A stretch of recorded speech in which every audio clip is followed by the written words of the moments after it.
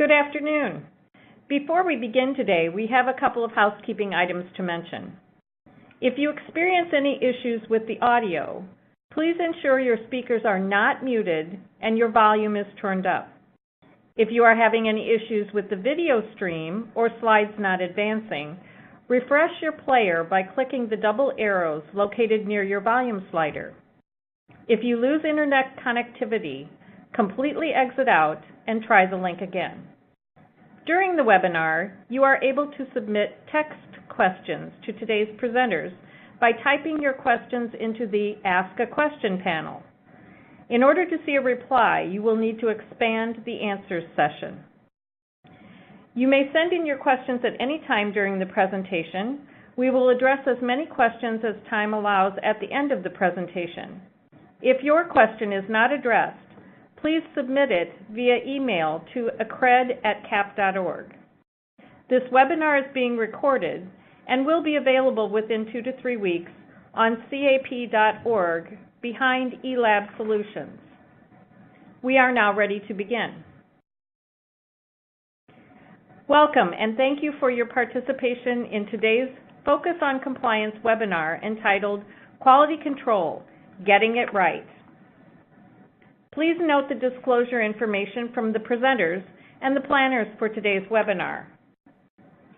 The College of American Pathologists is accredited by the ACCME and designates this webinar for a maximum of 1 CE credit hour. I will now introduce our presenters.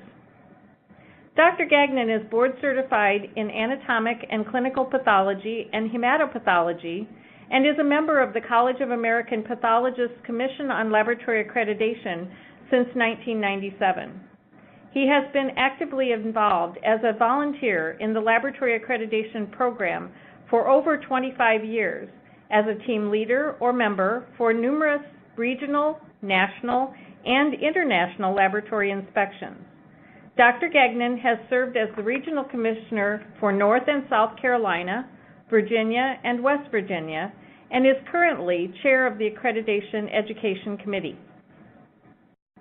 Dr. Dufour is an Emeritus Professor of Pathology at George Washington University. He is a Fellow of the CAP and the American Association for Clinical Chemistry, Chair of the CAP's Clinical Pathology Education Committee, and a member of the CAP's Council on Accreditation and Council on Education. Prior to his retirement, Dr. Dufour served as the Laboratory Director at the Veterans Affairs Medical Center in Washington, D.C. I will now turn the call over to Dr. Gagnon. Please go ahead. Thank you, Jean. Today's talk will focus primarily on quality control for quantitative non-waved tests.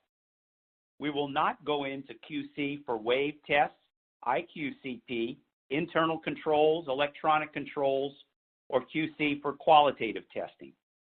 We will talk about recognizing and documenting shifts and trends, documenting investigations and corrective actions regarding QC, and documenting correlation of lab QC results with peer group results and PT results. Next slide, please. The Clinical Laboratory Standards Institute has developed a guideline that outlines the definitions and principles of quality control for quantitative testing procedures, seen here. Next slide.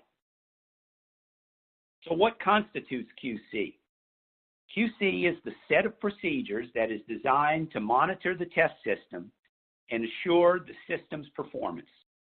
It includes the materials, the analysis, the documentation, and any indicated actions that might be needed to maintain the system's typical level of performance. Adequate and appropriate documentation of the QC process will make demonstrating compliance during an inspection much easier. Next slide. A robust QC process by itself is not enough to ensure reliable patient results. It's only one component of the total process. In order to achieve optimal performance, the QC process must be carried out in conjunction with acceptable performance on external peer comparisons, such as QC peer groups and proficiency testing, and in conjunction with optimized pre-analytic post-analytic components of testing, as well as a comprehensive quality management process. Adequate implementation of all of these components is needed to assure that current test performance is optimal. Next slide, please. All labs should have an overview document that describes the general features of the QC program. Although not required, it is useful for each section of the lab to develop a QC document that outlines the unique aspects of QC that are pertinent to that section. Finally, procedures for each method or test should include a section that describes the specifics of QC for that test or method. These documents should specify the number and frequency of controls, explain what tolerance limits should be used and how these are determined, and they should specify the data that is to be gathered and the analysis that should be performed on that data. And finally, the written QC procedure documents should specify the investigation and corrective actions that should be followed if the analysis of the data indicates a deviation from the typical level of the test system's performance. Next slide. QC materials for quantitative tests typically have assigned results that have either been established in the lab or by an outside vendor. Ideally, these results are designed to fall at important clinical decision-making values so that method performance at these critical levels can be tracked. These materials are designed to be periodically run as patient samples. For most analytes, there are 2 or more QC levels, and the required frequency of QC is usually daily for most analytes. However, there are some exceptions, such as quantitative coag testing and blood gas testing QC, which is every 8 hours. The manufacturer of a test system may provide guidelines for type of materials or frequency of QC testing, and regulations require that at a minimum, these should be followed. QC material is a sample that is external to the test system, just like a patient sample. This should be distinguished from electronic checks, internal controls, or procedural controls, which cannot stand alone, but must be incorporated into a specialized, validated process called Individualized QC Program, or IQCP. Other webinars have addressed IQCP in more detail. Next slide. QC materials can be purchased from vendors, some of which are designed specifically for instruments and methods, and some of which are more generic. These may be lyophilized, requiring reconstitution. While lyophilized control materials can offer greater stability, the reconstitution step can introduce potential sources of error. Other commercial controls are packaged as liquids and may have strict storage requirements and may require thorough mixing before use. Previously tested patient specimens can be converted to control material by pooling plasma or serum, or by running retained patient specimens as controls and comparing the rerun control result to the original result to verify test system stability. An advantage of using patient materials as controls is that these interact with the instrument and reagents exactly as a patient sample does.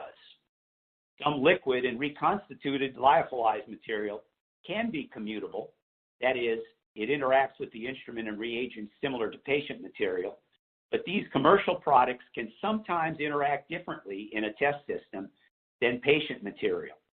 This is because these commercial products, the measured analyte is suspended in a different matrix than patient serum or plasma. This difference between the way commercial QC and patient samples interact with the test system is known as a matrix effect. Next slide. Next slide. There we go. Let's illustrate the matrix effect with a quick scenario. In this scenario, you change reagents on your analyzer, but keep using the same QC lot that you established a mean and range for several months before. Your QC was on target until you changed reagent lots.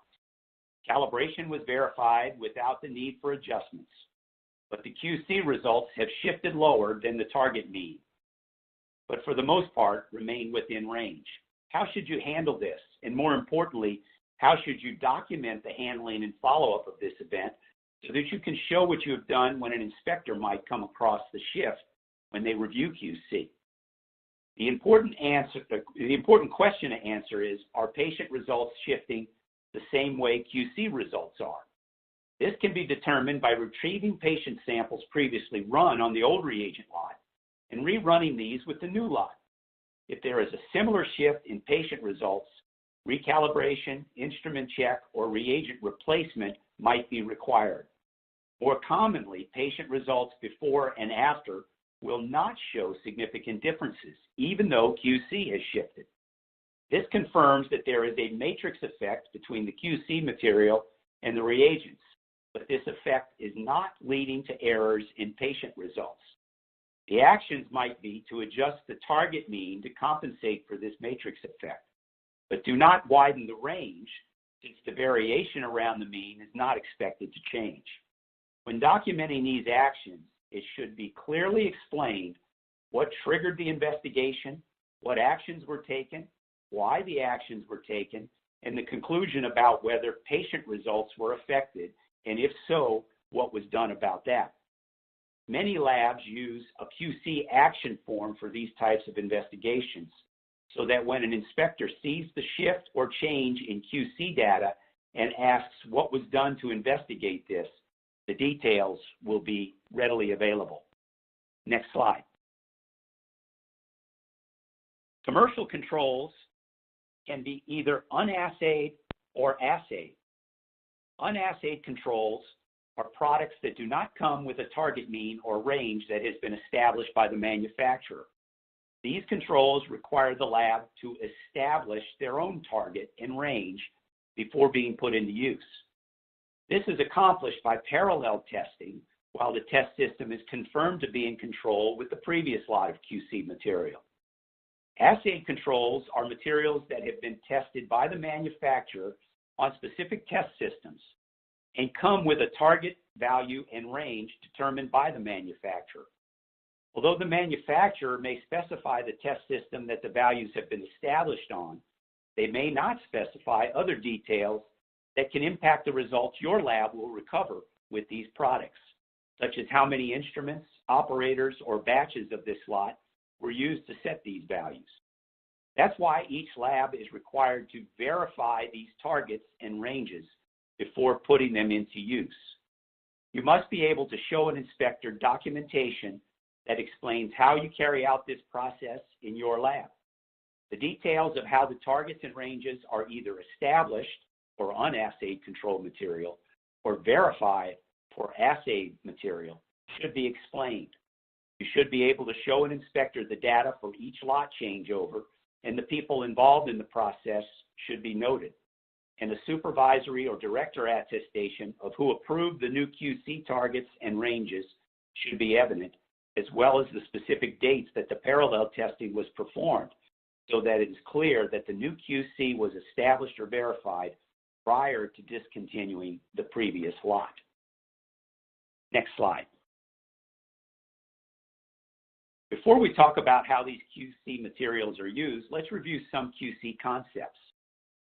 The value that you expect to get when you run a QC sample is the target value. It usually represents the average of the results obtained when a sample is run multiple times. There's always some level of variability in any test system.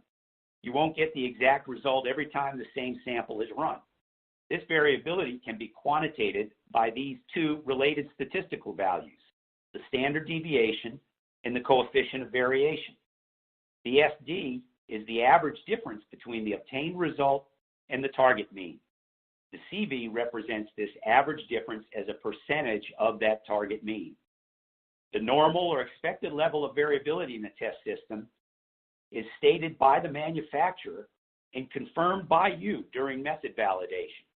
It is important to know this normal or expected level of variability because it should be used to help set the tolerance ranges for your QC process. We'll talk in more detail shortly about how to set target values and the tolerance or QC acceptance ranges. Next slide.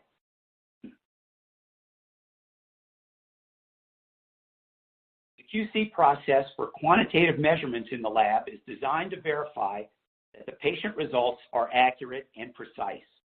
Accuracy is the closeness of a measured value to the true value. Precision is the closeness that replicate values run on a sample are to each other. In quantitative quality control systems, accuracy is reflected in how close the actual mean is to the target mean, and precision is reflected in the standard deviation or coefficient of variation of a set of QC data points. During an inspection, your written QC procedure, the QC data you collect, the QC review findings, and any corrective actions you implement should clearly demonstrate that your QC process for any quantitative test system is able to consistently achieve expected accuracy and precision for that system. Next slide. Conditions under which a test system operates are not static over time. The environment can change, the operators change, the reagents change, and the instrument's hardware can change.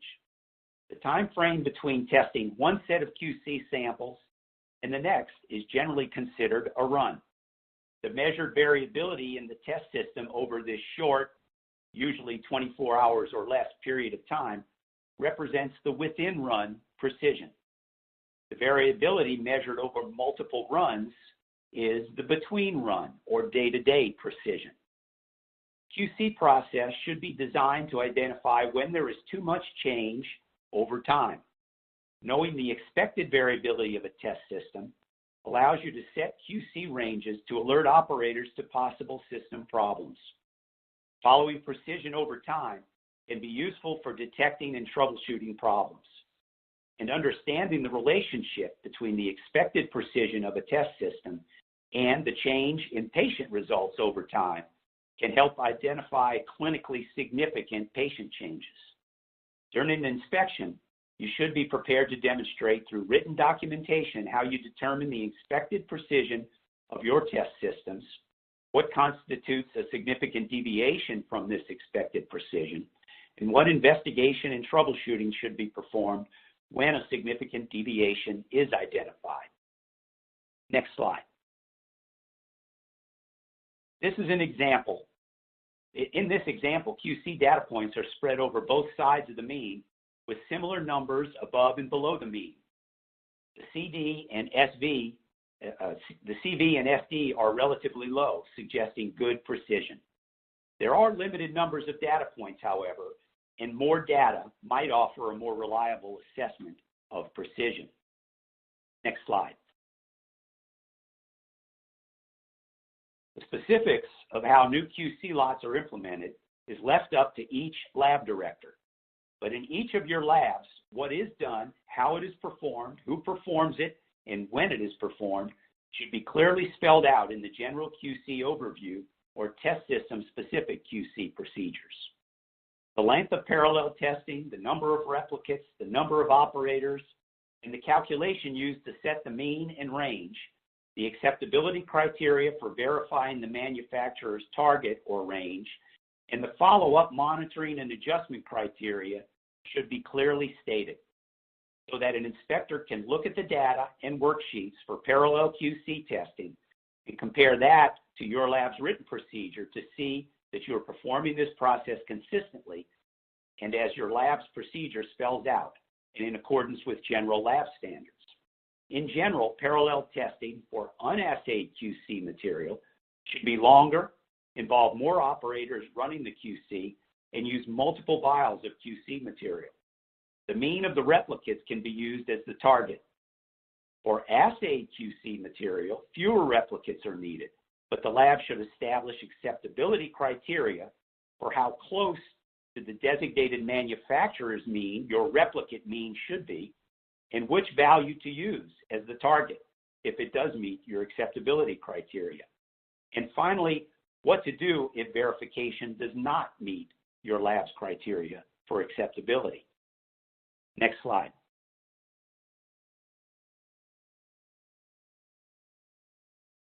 The acceptance range around the QC target should reflect the actual expected variability of results for method over time.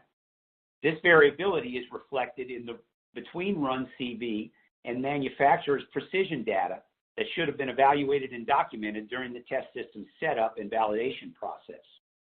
Normal day-to-day variability of a method can be affected by instrument flux, reagent changes, operator technique, reconstitution, vial-to-vial variability, and other environmental and procedural changes.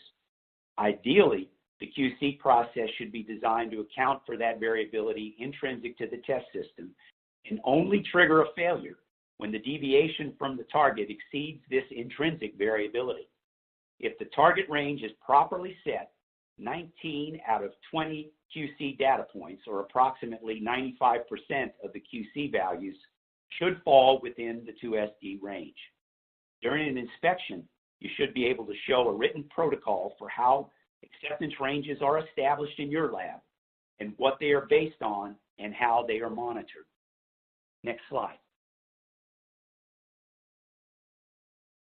If the SD obtained during parallel testing for an unassayed control is used to set the range, this might underestimate the long-term variability over the entire lot of QC, resulting in a range that is too tight and possibly leading to excess QC failures that would not be due to a true shift or indicate a problem. Conversely, if, for instance, the manufacturer's range is used in your lab for an assayed control, this range may overestimate the actual variability in your own lab, resulting in a range that is too wide and possibly leading to acceptable QC results when there is really a shift or the start of a problem. Some labs use the average CV over several previous lots to derive a 2SD range, or use the test method between run CV from the instrument manufacturer or the initial lab validation study to set the acceptability range around the QC mean. There should be clear documentation in your lab providing guidance for how QC acceptance ranges are set for each test system, who reviews these and confirms them, and guidelines about when and why they might be adjusted. Next slide. What statistics should be used to set QC acceptance ranges? This decision is ultimately up to the lab director, but in general, if the target mean does not change much from one lot of QC to the next, then standard deviation that has been in place can continue. If the target mean changes from one QC lot to the next, CV would be a better statistic since the width of the acceptance range would be adjusted based on the new target mean. Another statistic that has been used in relation to acceptance ranges is the total allowable error. CLIA provides recommendations for total allowable error for a large number of analytes, but this statistic is used primarily to evaluate performance on proficiency testing and method validation. It is a statistic that incorporates a method's precision as well as accuracy all into this one number. It should not generally be used, however, to set QC acceptance ranges, which are generally a reflection of precision alone. Next slide. Many labs use Westgard QC rules to help day-to-day operators identify when a QC result might indicate that a test system is not functioning properly.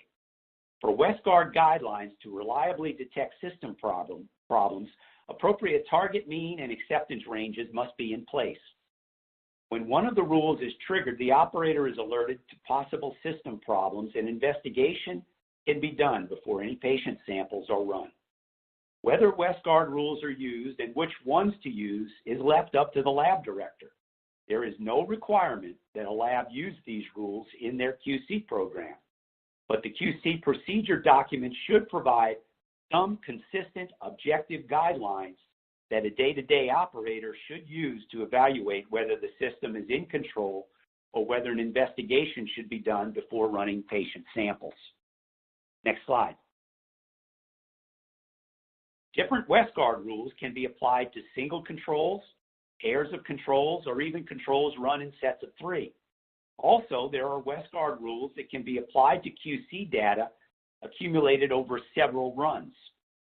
Some rules are better for detecting random QC errors, while other rules applied over time are better for detecting systematic errors.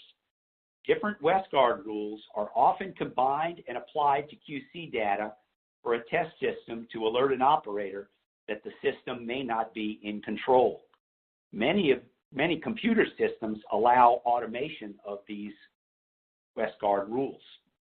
Time does not permit a detailed discussion of use of WestGuard rules, but there are numerous references that lay out strategy for implementing these guidelines.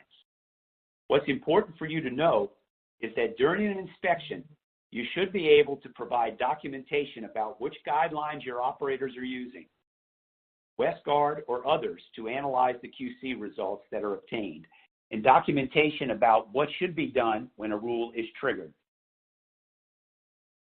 Next slide.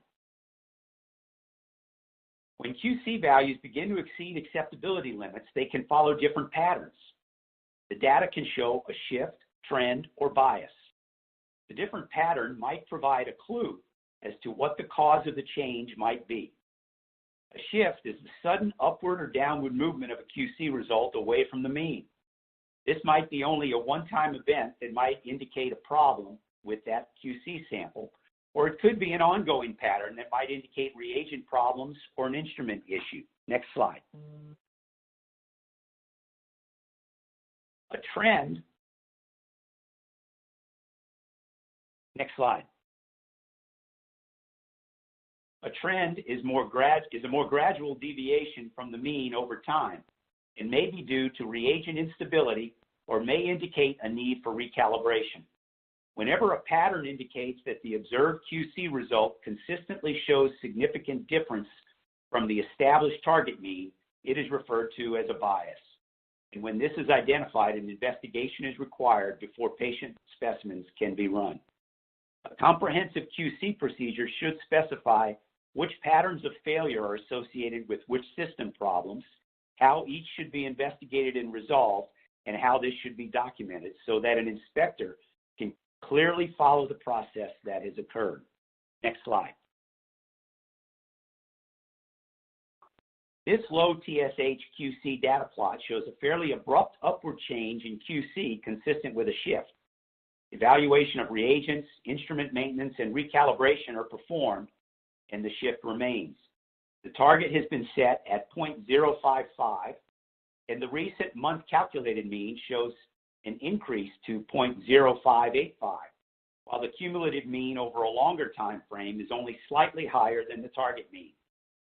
A comparison with what peers have gotten with this lot of QC material is also given, showing similar mean to the lab's cumulative mean. The system has been evaluated with investigation, recalibration, and instrument check with no problems identified. So the action taken would be to adjust the mean. Next slide. Here is the extended data chart with the new target mean showing that the data now has good concordance with the new mean of 0.057. Next slide. Here are illustrations of patterns that demonstrate QC trends on the left and more abrupt shifts on the right. Now I'll turn the discussion over to Dr. Dufour to talk about how to approach the investigation and troubleshooting of QC issues. Once you have a QC failure, there has to be some systematic approach that the laboratory uses to evaluate this. A common approach is to make an assumption that the error that's observed is a random error. And if you believe it's a random error, then there are several things you could do. One is to repeat the control value using the same sample, or to prepare a new cup containing the control material and analyze that. If the results are still out, then one can make up a new control vial and test that to see whether the results come in. Now, this assumes that the variation is truly just a random error. If two or more levels of control show out of control values, or as these steps go through and you continue to see results are out of control, it's very unlikely that this is a random error, and much more likely that it's a systematic error, such as the shift or trend that Dr. Gagnon just spoke of. Next slide, please. If that's the case, or you continue to have a problem when you go through those steps, there's a true instrument problem, and you need to, as an operator, inform the supervisor. What are some things that you might want to do at that point? Check the calibration. A very common thing for laboratories to do at this point is to recalibrate the instrument. You also want to check the reagents. For example, maybe the reagent bottle is bad and you need to put on a new bottle of reagents. If all of these things fail, you probably need to get help and call the instrument manufacturer to troubleshoot the system. Next slide, please. Another important thing to remember is that if QC is in fact out of range, you need to validate that the patient results were acceptable from the time the last quality control was acceptable. This often involves rerun of some or all of the results since the last successful control. Your quality control procedure ought to outline the steps that are taken at this point with previous patient samples. For example, some laboratories will choose to run every 5th sample or every 10th sample again, or some will run all of them again. In some instances, the laboratory director may make a determination that the results are not likely to be medically important in difference, and so as a result of this, you may not repeat any patient samples. But your QC procedure should outline the steps that are taken, and you want to document that those steps were followed. We'll discuss more on what to do with patient results when QCs are out a little bit later in the presentation. Next slide, please. Now, when looking at your QC data, most laboratories nowadays just use statistical rules and have real-time evaluation on the screen when the tech enters the results. Previously, results were commonly plotted using a Levy-Jennings chart, and this is often done at the end of the month to be able to review the data more carefully. The daily review looks at whether an individual QC is within range, but monthly review allows inspecting a pattern of plots and makes it much easier to detect shifts and trends, as well as increases in random error that may be occurring over time. Next slide, please. There is a requirement under CLIA regulations that the laboratory director either reviews or designates an individual to review QC results on at least a monthly basis. And this review should do several things. First of all, it should allow detection of any shifts or trends, any changes that have occurred in stable performance, such as changes in mean and standard deviation, and review that corrective action was actually taken for any QC that was out of range. Daily QC review may not be able to detect all of these things, and that's the reason for the monthly QC review requirement. Next slide, please. Quality control issues that can be identified on monthly review include any missing QC that's in range. This can either be due to quality control that was not performed, or there was a QC failure that occurred without documentation of repeat and corrective action. When this occurs, you need to address it with the employee, but also document what was done to establish that the QC values were in fact valid for the day of the missed or out of range QC. Next slide, please. There are several ways that you could go about doing this using patient results. For example, you could compare patient means on the day when the QC was either not done or out of range and see how they compare to patient means on other days. You do have to be a little careful with this, however, because there may be certain days when you get a disproportionate number of patients who would have extreme values. For example, a hematology clinic on a particular day or a diabetic clinic occurring on a particular day. And then you can also look at delta values for individual patient results or correlate the results with clinical findings on the patient as well. Next slide, please. When QC indicates that a failure has occurred, you need to have a systematic approach to address the issue. So corrective action, as we mentioned, must include verifying that patient results are valid. And you also need to run controls to establish that your system is in place before you close out that analytical run and go on to run new patient samples. Next slide, please. So any results that have been released since the last controls were in range must be evaluated with documentation. What are approaches that could be taken here? Well, as we mentioned before, you could repeat the entire run. You might choose to repeat selected patients. So for example, if you're running 3 levels of control and the low control was the one that was out, you might want to repeat patient samples that were near the low value or between the low control and your medium range control. You want to make sure that you span the range of results that were out of range in the previous run. And these new selected patients, if their results are comparable to what they were previously, that shows that your run was actually in control. If not, then you probably need to go back and repeat those results and document corrected results in the computer. So your documentation for that failed run should include what corrective action you made, and additionally, any corrective actions that were made in the system should include the new result, the valid result, as well as indicating the previous result. This is required by CLIA regulations.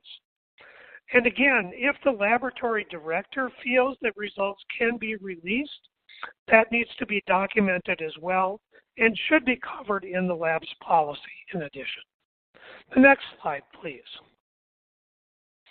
Now, within laboratory quality control tells you whether your method is performing at its usual level.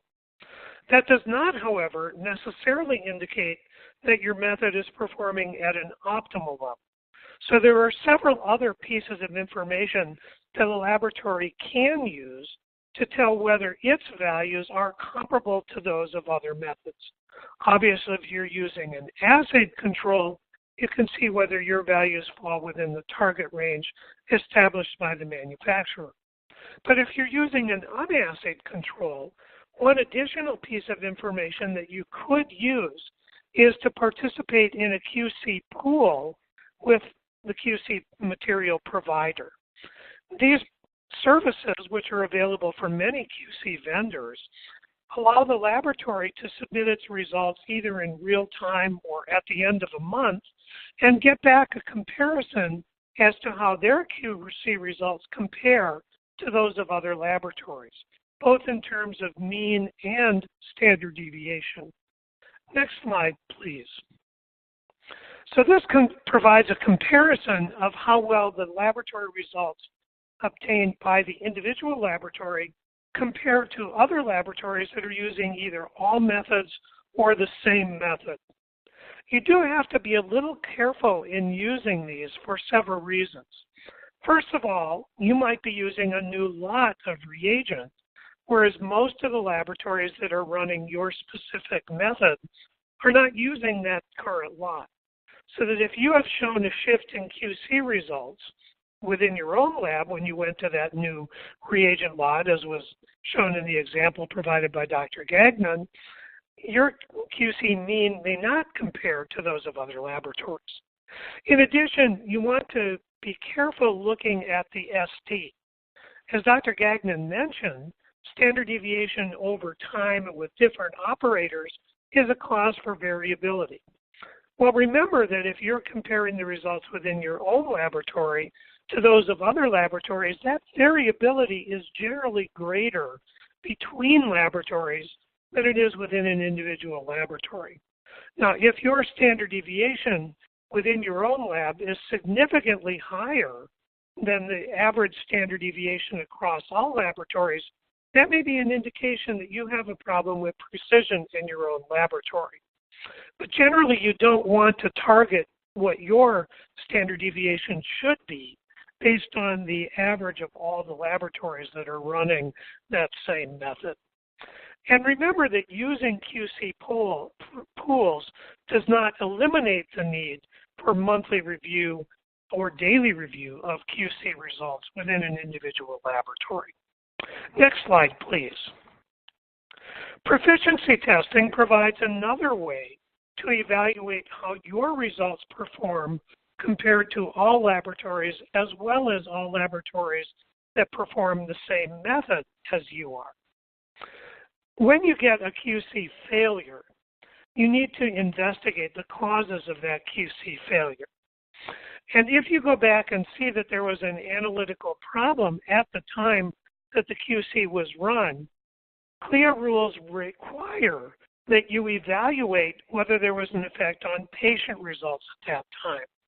The same approaches that we discussed earlier for evaluating how your results when your QCs are out on patients can be investigated can be used, although you typically don't have patient samples to go back to by the time your QC results come in. So the next slide investigates several steps that you might be able to take. So you could review results during the time when the problem was compared that have occurred in the same patient after your QC problem was corrected. This works well for stable analytes, but not for results that are likely to change a lot over time in a patient. You could also repeat your PT material once you've addressed the QC problem. If the PT results are now in, that indicates you've likely solved the problem, but it doesn't obviate the need for going back and looking at whether patient results may have been affected. If you continue to have a problem, you can look back on what your calibration showed at that time or review comparisons to your external QC peer groups to see whether you were showing a problem. There are many more things that can be done to evaluate failed proficiency testing, and we have pre-recorded webinars that are available on the CAP site that go into this in much more detail. Next slide, please. When you have a consistent bias in your QC results, or your PT results, as shown in the results for this chemistry survey, you do need to do an investigation. This is required under CLIA regulations. Now, it doesn't necessarily indicate that you have a problem with your method. As we talked about before, you may be running a different reagent material than other labs are using, or you may be running a different lot of reagents than other labs are doing. But you certainly would want to investigate this and determine whether there is an issue, because this puts your laboratory at risk of future PT failures. Next slide, please. So when you look at your PT performance, it's another way to go back and evaluate your quality control. So you can go back and see, were there any undetected shifts or trends that I failed to pick up in my monthly review? Did we have a bias comparing to other labs that are using the same material? So PT can also help you refine your QC process to enable you to better pick up errors that are occurring within your own laboratory. Next slide, please. In the rare instance when there is no commercial QC material available, there is a CAP checklist requirement that's also covered under CLIA regulations that says that you still need to do some form of quality control. Without going into great detail, there are a number of ways that you could evaluate this. You could compare your results with those of an outside laboratory. That's hard to do on a daily basis, but you could also repeat patient samples or run previously tested patient samples or compare results between operators. These are all listed as options in the checklist requirement chemistry 14200.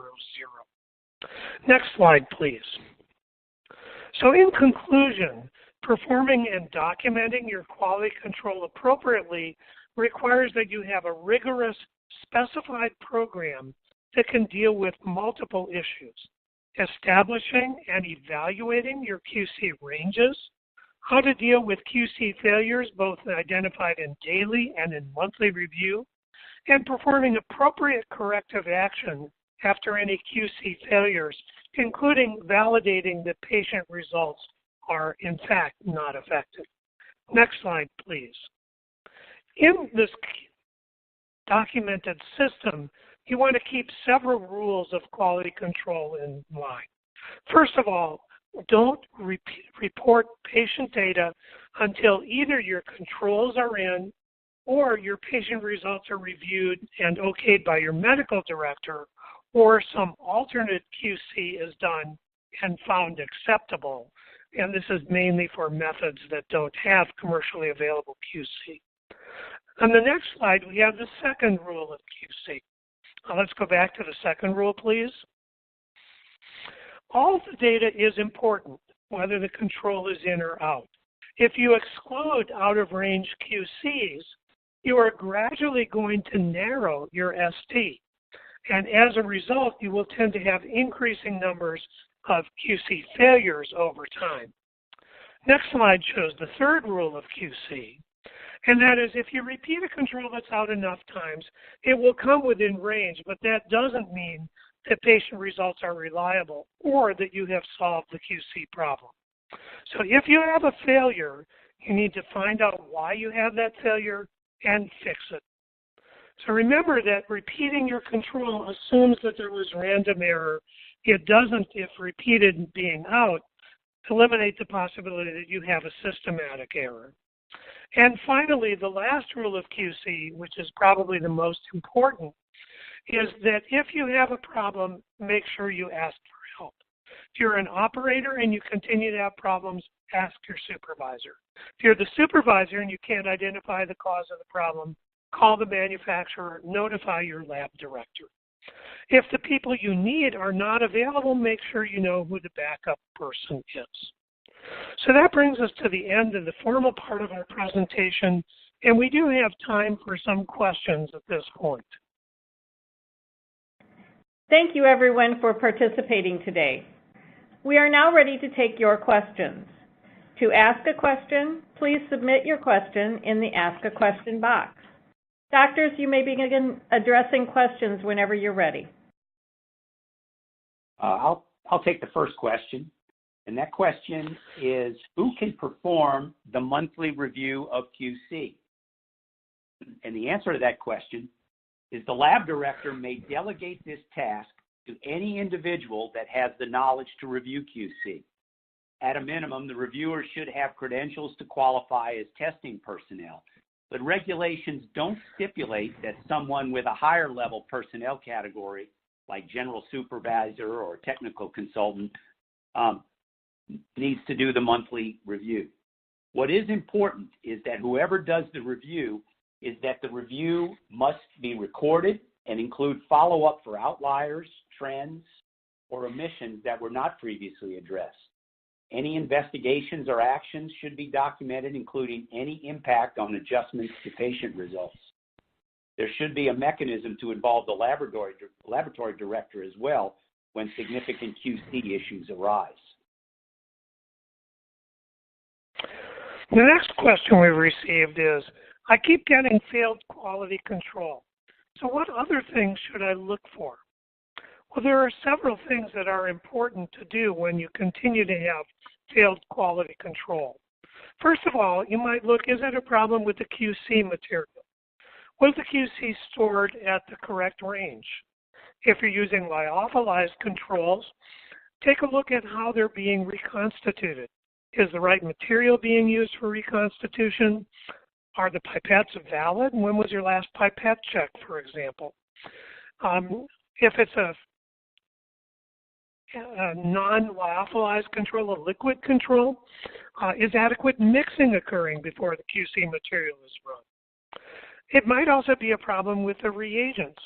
So go back and verify, was your reagent lot recently changed? Was the QC done appropriately on the reagents? How about the temperatures of storage? Are those appropriate for the reagents? I will say this is a common problem in laboratories, that particularly for frozen reagents and for reagents stored at room temperature, laboratories often don't look at what the requirements are from the manufacturer. And this may sometimes be a cause for results for QC that are not appropriate. And then finally, look at your calibration. Was the calibration done properly? What's our AMR verification? Are we in fact showing results that are as expected? So those are several steps that might be taken to evaluate repeated QC failures. And if these don't correct the issue, then you probably need to call the manufacturer for help. Okay, another question that came in, must I keep a log or document out of range QC and corrective action that is taken? And the answer is yes. The lab must document QC issues and corrective action when control results exceed defined acceptability limits. The lab, of course, can define what those acceptability limits are. Stepwise actions based on multiple Westgard rules should be spelled out in the QC procedure, and a system for documentation should be in place whenever these rules trigger some action. Also patient test results must be reevaluated to determine if there was a clinical difference in patient results since the last acceptable test run. And documentation should specify that this was done, what impact the actions had on patient results, and how the lab director might have been involved in this process. Another question that we've received is, how often must I perform QC? The answer is, as often as your policy specifies meeting the regulations.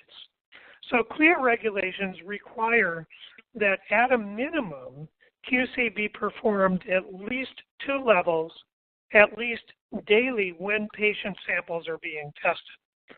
Now, if you have a test that you're not performing every day, it is not necessary that you do quality controls every day, only every day that patient testing is run.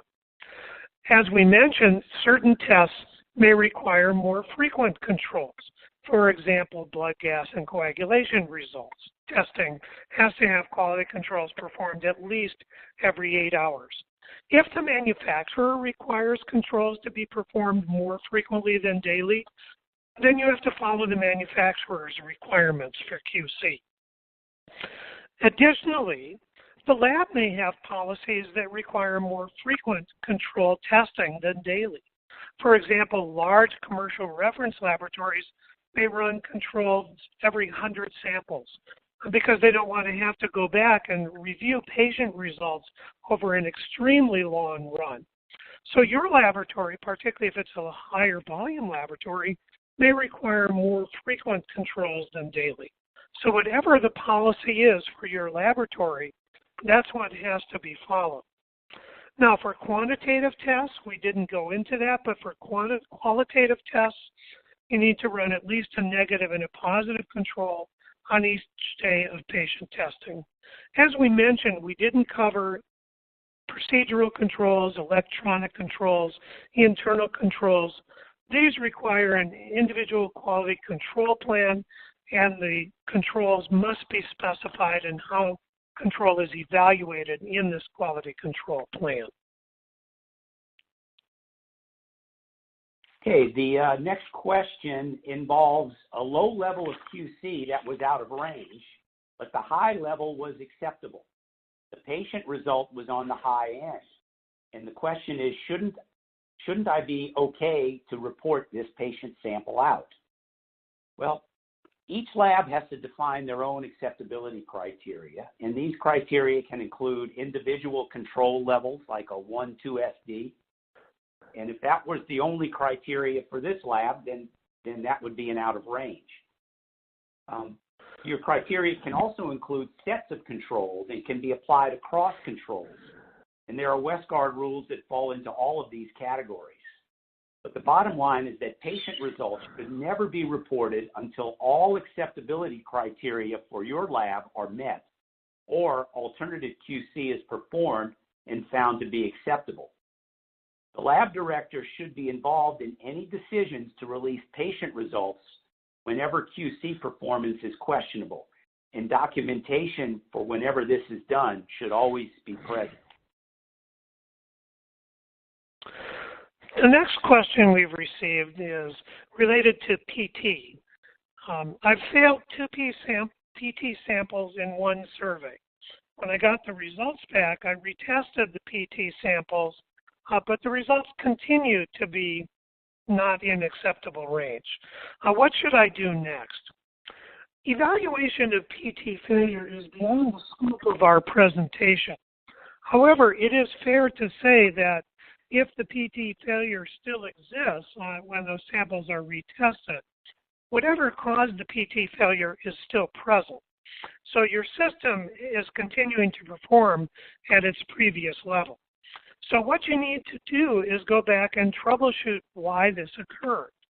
So if the same samples are still out of range, you might want to go back and look at your calibration. Were they at a particular end of the calibration range? Perhaps your calibration was not good when you established it. Have you done AMR verification in the interim, for example? You might want to look at your QC. How well is your QC results comparing if you use an external tool to those of others? If you're using an assay control, then you might want to see, are we getting right in the middle of the recommended range for the assay control, or are we towards one extreme of the range for the assay controls? You might want to go back and look at, if you're using an unassayed control, do I have an assay control that I could run? We did that in my own laboratory. We predominantly used unassayed controls, but we kept some assayed controls on hand to evaluate whenever we did have what we thought might be a problem to see whether we were getting the accepted results. So as I mentioned, we have other webinars that are available in the saved webinar area on the CAP website behind eLab Solutions. If you want to go into more detail on this, you can go back and check those previous webinars on how to deal with PT failures.